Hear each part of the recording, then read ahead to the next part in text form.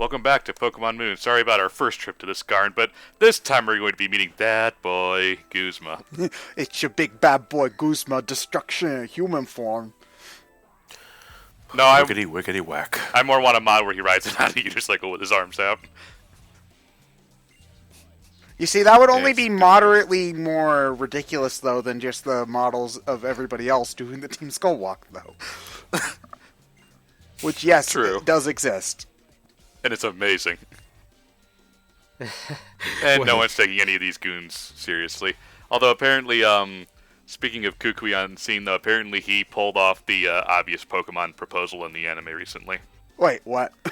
Oh, what obvious? There was a flashback to like him proposing to his wife in the anime. Oh, okay. And he did the obvious Pokemon joke of opening the Pokeball, but there's a ring inside that says "I choose you." Aww. Oh. That's so sweet. It gives me. But then the catch. It gives you diabetes. No, I was gonna. Should have used an Ultra Ball. I was gonna try to come up with something else, but my brain doesn't work too much. You don't say. You see, I love how Kukui in this scene, though, is like, I could deal with you, Guzma, but instead I'm gonna have this 10-year-old kid I've known for 3 hours do this instead. Do my bidding. Yeah. Well, I don't know. That's a sick burn if there ever was one. Yeah, so, lore that doesn't end up ever really going anywhere. Guzma and Kukui were friends, and they did the island challenge together and shit. So, yeah. But then, like, Guzma couldn't become a captain, because, I don't know, he forgot to do his volunteer hours, and so... and then Guzma discovered rap. It's never been the same. Guzma, in a lonely, lonely corner, found a discarded M&M CD, and his life was never the same. And it wasn't 8 Mile either. I like how one of your responses there is what? Sorry, I tuned out there for a second. No, you could be a not quite like a Paper Mario asshole, but you could be kind of a jerk to people in this game. Oh no, Paper Mario's the biggest asshole, though. Which is weird considering it's Mario, but... Oh no, that's totally in character. Oh, it's also the thing. Yeah, I was gonna say, Mario's a dick. I miss Paper Mario. We all do. Yeah, man, there hasn't been a game in 13 years. Jeez. Wow. Oh wait, right, Super Paper Mario. So I wish they would go back to the old formula, but we'll see. Super Paper Mario at least had... Ted, it pains me to say this, but you have to count Paper Jam. Super Paper Mario at least had some of what made Paper Mario good. And Paper Jam is at least a good game in and of itself. Yeah, it's a Mario and Luigi game, not a Paper Mario game. Yeah. Is the thing. Okay, so, this thing, if you let it stay out, is actually pretty dangerous, but it's like a really big wimp, and if you, I think, do more than half of its health, it's like, oops, I'm out of here. It'll change out automatically. Which is good for multiplayer battles, obviously, but I find it very annoying to use in single player, personally. Because I'm just like, no, you can handle this, dude. You don't, okay, fine. Whatever, I'll give you your warm milk, you baby. Well, the nice part about that is it gets its health down, and he won't have a chance to use any potions on it. Oh yeah, that's true. Do you guys this is more of an old game thing, but do you guys ever do the thing in gym battles where if you know they get like 2 hyper potions or 2 full restores or whatever, will you purposefully get a weaker one of their Pokemon down to red? Yeah. Mm-hmm. Just so that they heal them twice. Yeah. Yeah. It's a valid strategy. You're just manipulating the AI. Yeah, because I'd rather do that with like Morty's Haunter than his Gengar, Like yeah, or like the first Elite Force Pokemon where it's not as good. Yeah. I'd rather just one-shot them all. That's not always possible, John. All right? Yeah. Not everybody spends 15 hours to level grind 15 levels past. 15? Ted, you're being exact. 14 and a half. Jesus Christ. Be realistic. This Pokemon is the stuff of nightmares, though. I mean, wow, it looks pretty goddamn intimidating. I'm not used to seeing that in my Pokemon games. It's also weird that Guzma's supposed to be the big bad leader of the gym, and he's the bug user of the game, which is... Well, no, bug Pokemon, at least as the series has gone, have gotten more useful. Yes, of course, but it's just... It's not like bug types are bad. No, it's just usually the bug type user's like the second gym leader, who's like either forgettable or Bugsy. Yeah, and, for the first few generations, most of the series, really, the bug Pokemon tend to be the early game Pokemon. The Pokemon who are balanced toward low levels, like even their evolutions happen at low level. Which is good for the early game, but not so much for the later game. Yeah. Which is a shame, because Butterfree's move pool with TMs and its own move pool is really good. It's just it doesn't have the stats to back it up. Butterfree, actually, once you get to the to Gen 3 specifically, when it gets Compound Eyes, I find it really useful because the status moves it has, instead of having 75% accuracy, its ability gives it basically perfect accuracy in all of them, which at the very least makes Butterfree a good Pokemon catching tool, because Sleep Powder's effectively as useful as Spore in that instance. So, yeah, but, you know, it's Bug-type Pokemon, it's weird. Like, Gen 2 tried to buff Bug-type Pokemon really, really hard because Psychics were so overpowered in Gen 1, so they introduced, like, a bunch of bug Pokemon. They introduced Heracross and Caesar. And then stuff like Megahorn, but that still really wasn't enough because they gave Heracross a fighting type for some reason, and it was the only Pokemon to know to know Megahorn. So it's just like, okay, we gave bug types the one move that they could use in order to take down Psychics, but we gave that move to only one bug type, and it's also part fighting. So, okay, but it wasn't until, like, you know, actually, I believe Gen 4 was the gen that introduced Bug Buzz, which was, like, the first actually widely available, decent powered stab move for bugs. Yeah. So, you know, that's a thing now.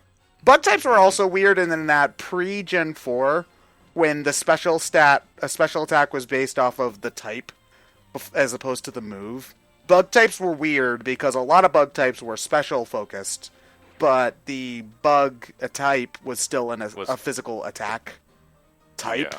So, like, you know, Pokemon like Butterfree, even if they had gotten good bug type moves, they wouldn't be able to use them well because their standard attack was so bad.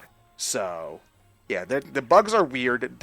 I think at this point, like, finally, like, I think by Gen 5 and 6, I think they've got enough going for them that they're about as effective as most of the other types. But there was a time where it's just like, bugs.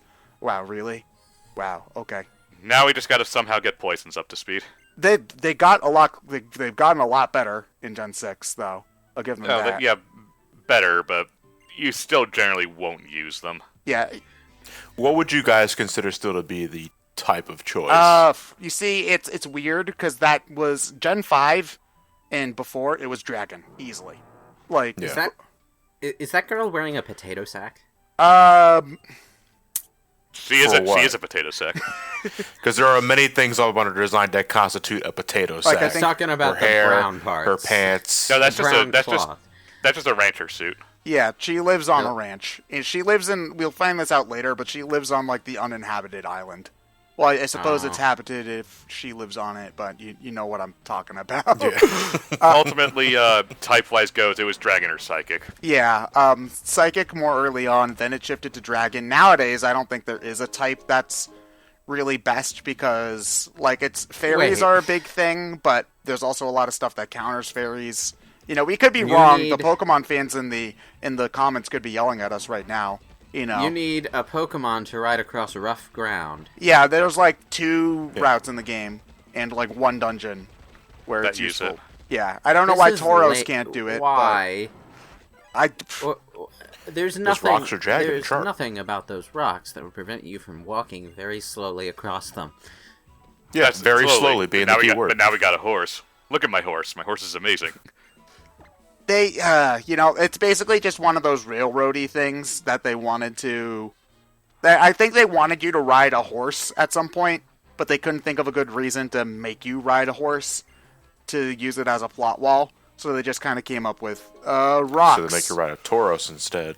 And then they put the horse in anyway. They just didn't want you coming down over here and over near the desert area until... Well, actually, no, there's really no reason for it because they've got the trial gate that keeps you. Yeah. So yeah, it is basically the most useless of all of the. Well, the most pointless, I suppose. Like I was gonna say, you never really do need to use Stoutland, but at least that there's a point to it. If you don't want to mash randomly to find items. Well then, looks like this game does have something in common with Breath of the Wild. The horses are useless because you have something better to ride now. Hey. Mind your tongue. Mario Kart is canon in Zelda. To be fair, though, getting that motorcycle is a pain in the ass. It takes like 10 hours to do all of the Champions Ballad DLC. Joke's on you, Damn Lewis. well I can better, name my bike horse. The moment you gain the ability to summon a fucking motorcycle out of thin air with your tablet, why would you ever want to ride a horse again? You see, what's actually funny about the DLC, though, is that there's also, as part of the second wave DLC, which is where you get the motorcycle, you can find a special saddle for your horse, which allows you to summon your horse at any location. But I found that after I got the motorcycle. Yeah. I mean, granted, you can get that saddle if you were to buy the game now and the DLC. You can get that saddle like potentially almost instantly after you exit the Great Plateau. So it's much more useful now than it was when I found it. But still, it's just like, okay. Okay, that makes sense. Yeah. Kind of brings back the convenience of the ocarina and the grass things from Twilight Princess. Yeah. The grass things in Twilight Princess always kind of annoyed me. I love that game, but it is really annoying having to slowly walk halfway across the field in order to get to a grass thing in order to summon Epona. And then, like, by the time that Ilia gives you the one where you can summon her anywhere, I think I had already gotten basically everything in the game anyway. Like, I think you're like 3/4 of through the game at that point. I mean, the game is pretty good about always putting horse grass around where you probably need to want to use it, but yeah, like the starter rooms and things. There are some places where it really could have used a few more. Okay, so I looked this up in Ultra Sun and Ultra Moon. In this area in particular, we're near the power plant, right? You can evolve Pokemon like Charjabug and Magneton and Nosepass here, and it's just like evolving them in Vast Pony Canyon.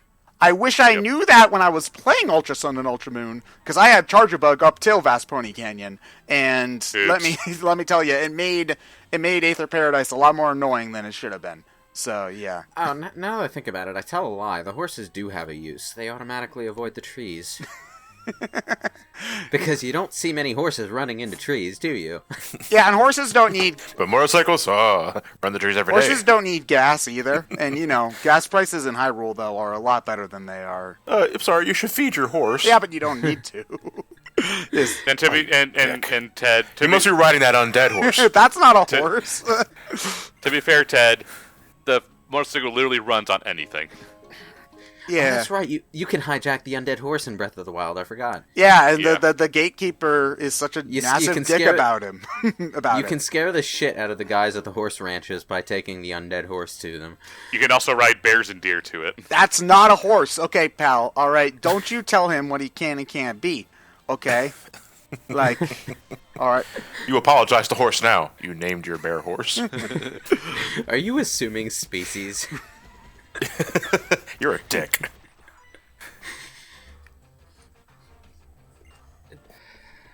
Pokemon battles are life, which is why we're skipping over yours, because you have none. Because you have no life, you piece of shit. How'd you get here without a Mudstale? Why are you just standing in the middle of the route anyway? At least those guys have each other for company. You're just like, yeah, I lost, so I suppose I should just go to the Pokemon Center, maybe, to heal them? Nah. Like, is that what your trainer does when you lose a battle? Like, do you stand there blank-eyed and dead-faced until you realize, oh, right, I should go back to the Pokemon Center? Well, you're already dead-eyed and blank-faced. Well, so that's you got that part. That's what happens when you lose a trainer battle and white out. You just sort of hang around for a little while and then wander like a zombie over to the Pokemon Center 2 days later with half your money. Because whenever someone sees you on the road with a dead-eyed stare, they know you're not going to respond for a good 2 hours. So they just rifle your pockets. That's where your money goes. Good to know.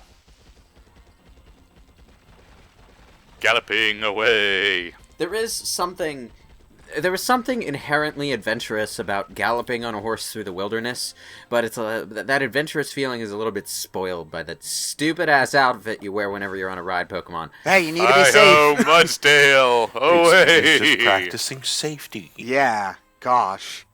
All right, also his mother picked that outfit out for him? Okay, all right.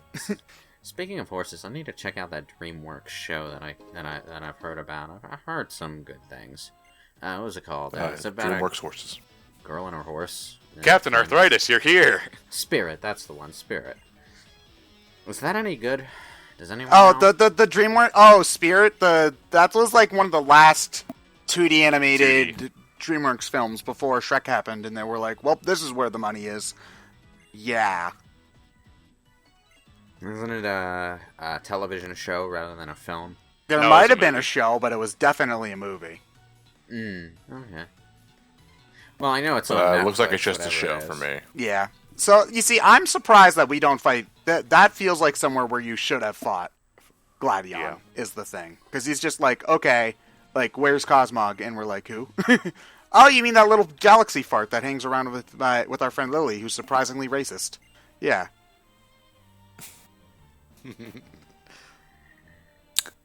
Yes.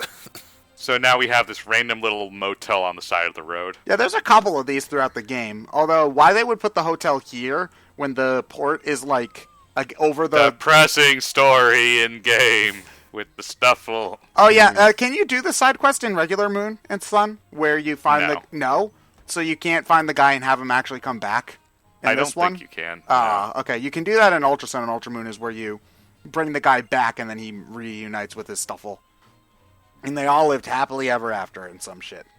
Every time I see, what's her name again? Lily? Her name is Lily too. No. Okay. No. Which character are you talking about? The hat, the white hat blonde girl. That's with Lily. Cosmog. That's Lily. That's Yeah, Lily. that's what I mean. Her name is Lily too. I was about to say every time I see her, I think of Lily from Katawa Shoujo and that other woman from Way of the Samurai 4, because that is kind of a recurring trope in Japanese pop culture, where there's this well-dressed, well-mannered, blonde foreign girl, who Also, that roadblock was only there to make sure you don't get a legendary Pokemon early. you don't. Well, say. they could. Well, here's the thing. They could have just said that the statue doesn't respond now because if you Yeah. actually do find the Tapu's Den, it just doesn't respond until after you beat the game. So yeah, I mean the desert is annoying and stupid, and I actually most of the time don't even explore it until after I'm in the post Me game neither. anyway. And I still don't understand how the path is supposed to work. It's something about like you enter. You know what? I It use a has map. to do with it has to do with the roast of the I just follow a map. It's like I don't know how this is supposed to work. You just say, oh, it's the number of stones. It's like, but I've followed every pattern I can, and it doesn't work. Yeah. So And I know someone tells you the pattern. It's like 2, 1, 3, 4 or something. It's like I've done that and it didn't work. the problem I- is that there's also stuff on the side paths too, so you do have to explore all over the place. Which Hang is, on, does Team Skull seriously live in a trailer park? No. No, this is just a trailer park that's in the way. Yeah, no. The people without the masks are punk kids who like I don't know. They grew up and realized, wow, Team Skull's losers, and they left. But like, was that Team Skull person living in that trailer? Like, was that where their I trailer was? assume so. So Maybe. why is she wearing her mask around her home? Oh, do you want like the real answer or like the in-story answer? In story, I know what the okay. real answer is. It's laziness, but Well, the Okay, story well, the answer in-story is is laziness laziness. because she doesn't Yeah. feel like it. The place doesn't have a if washer you're and going to run dryer. around as a criminal doing criminal things, you do not wear your criminal mask when you are at home. Tell that to the Phantom No, Thieves, Lewis. no, Jeez. that's how you get promoted. It's passion.